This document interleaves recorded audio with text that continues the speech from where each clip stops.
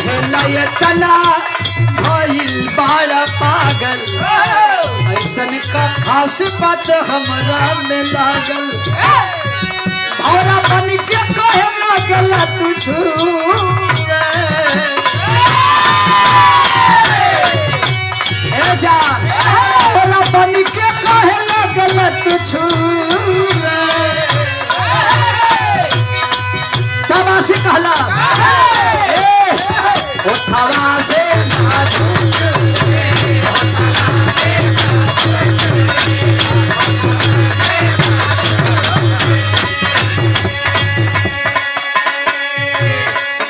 उठवा से माधु छुए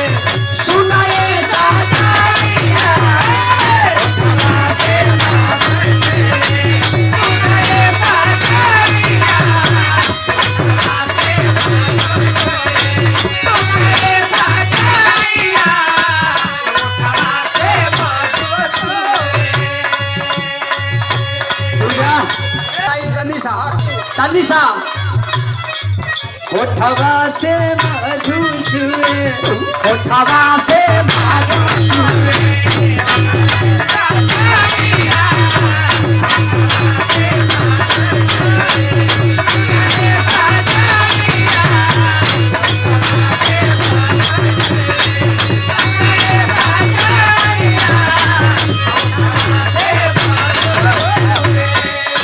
ए भैया सुनो में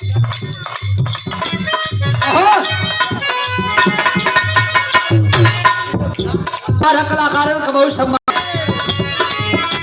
में हाथी छपाए लागल हाथ में हाथी छपाए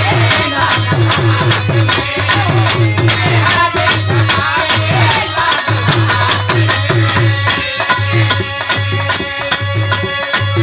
शेनुरो भिखारिया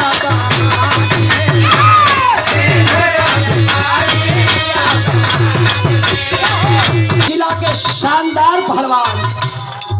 हमारे धर्म के बाबूजी राम किशोर यादव आपके सम्मान में 100 रुपया से स्वागत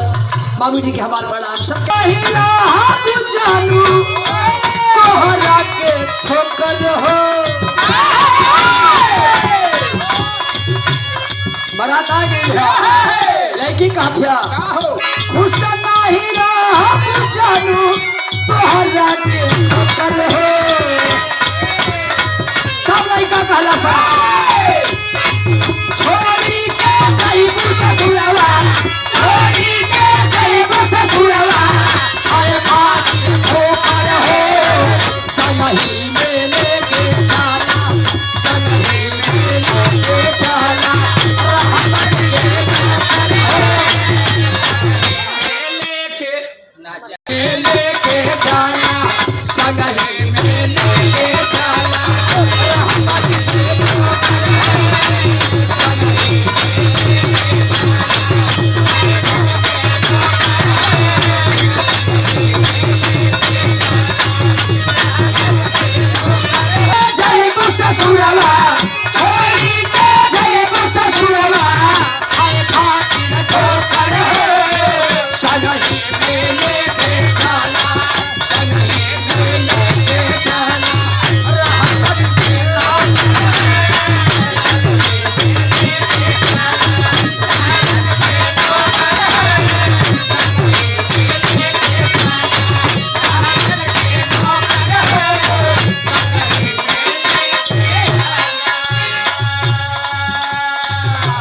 पूजा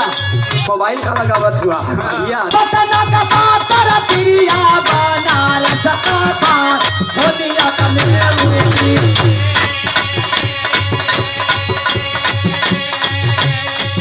दिखाई कुल पहले हो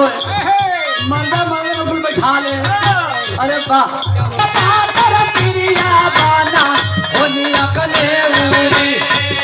अरे होलिया का मेरी मोरे नौरा